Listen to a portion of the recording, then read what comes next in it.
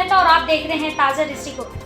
Supreme court ने दिल्ली के उपराज्यपाल वीके सक्सेना की पिछले सप्ताह नगर निगम की अस्थायी समिति की 18वीं और अंतिम सीट के लिए चुनाव कराने में जल्दबाजी पर सवाल उठाया है और अब भाजपा के नियंत्रण वाले सदन में अध्यक्ष चुनने के लिए मतदान पर रोक लगा दी है। न्यायमूर्ति पीए नरसिम्हा और न्यायमूर्ति आर महादेव की पीठ ने उपराज्यपाल द्वारा नियमों का स्पष्ट उल्लंघन करते हुए चुनाव कराने के आदेश के पीछे कानूनी आधार पर भी सवाल उठाया है। नामांकन का मुद्दा भी है। मेयर अध्यक्षता करने के लिए है। सुप्रीम कोर्ट ने एलजी से कहा, आपको ये शक्ति कहां से मिलती है?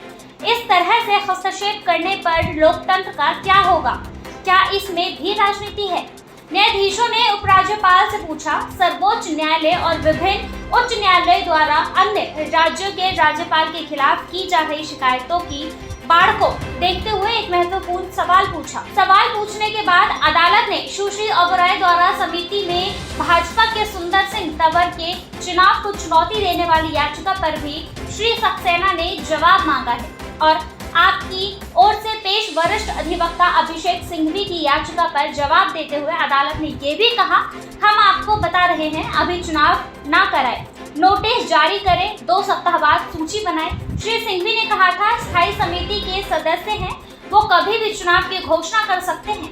पिछले सप्ताह पूरे समय काफी ड्रामा चला, लेकिन 18वीं सीट के लिए चुनाव को लेकर भाजपा और आप आमने सामने थे। आपके बहिष्कार और कांग्रेस की अनुपस्थिति रहने के बाद भाजपा जीत गई। इसका मतलब ये हुआ कि भाजपा के पास स्थायी समिति है जिसे दिल्ली नगर निगम के पीछे असली शक्ति के रूप में देखा जाता है और अपने 18 सदस्यों में से 10 के साथ वो अध्यक्ष का चयन कर सकती है। सदन में आपके पास पर्याप्त संख्या है 125 पार्षदों के साथ, लेकिन इस चिंता के बीच कि कुछ पार्षदों के उसके प्रतिद्वंदी ने अगले पाले में कर लिया है और मतदान के समय पलट सकते हैं, जिसे अप्रिय आश्चर्य हो सकता है। पार्टी ने उपराज्यपाल के जल्दबाजी में मतदान कराने का विरोध किया।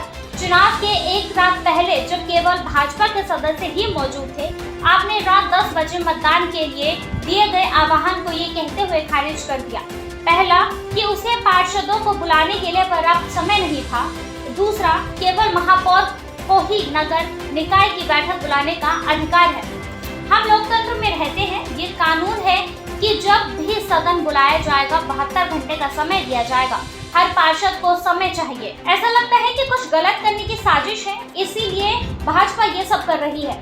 आप प्रमुख और पूर्व मुख्यमंत्री अरविंद केजरीवाल ने एक्स पर कहा, इससे पहले सुश्री ओबराय ने एमसीडी आयुक्त अश्विनी कुमार को पत्र लिखकर उपराज्यपाल के चुनाव को अवैध बताते हुए इसकी निंदा की थी, लेकिन श्री सक्सेना ने इसे खारिज कर दिया था।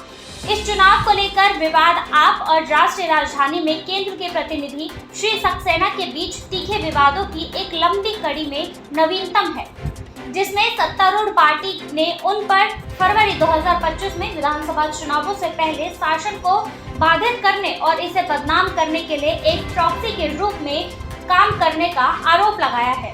फिलहाल के लिए बस इतना ही। देखते रहिए ताजा दृष्टिकोण। हमारे चैनल को लाइक, सब्सक्राइब एंड शेयर करना ना भूलें।